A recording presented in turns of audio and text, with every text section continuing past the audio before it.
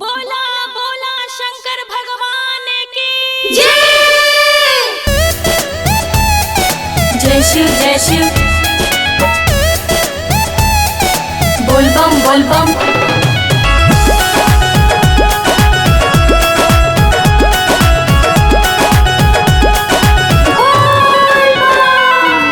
गंगा के निर्मला जल में नहाला, भरी के गोगरी कान्हे पर उठाला।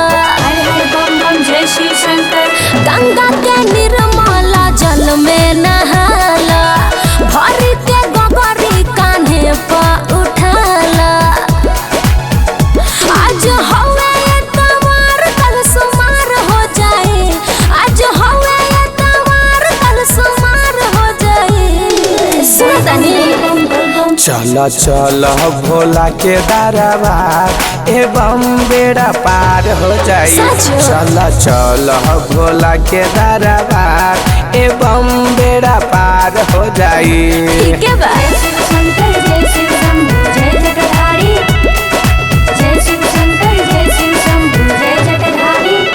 चला चला बाबा के दरबार एवं बेड़ा पार हो जाए। चला चला बाबा के दरबार एवं बेड़ा पार हो जाए। सब दुख भागे किस्मत जागे, शिव के नगरिया में बड़ी भीड़ लागी। अंतर्यामी शिव बड़ी नामी, सारा जगत के शिव त स्वामी। हमर जोगिया के कृपा पार हो जाए, हमर जोगिया के कृपा पार हो जाए। चल चल भोला के दरबार एवं बेड़ा पार हो जाई। चल चल भोला के दरबार एवं बेड़ा पार हो जाई। जय शिव जय शिव। बोल बम बोल बम।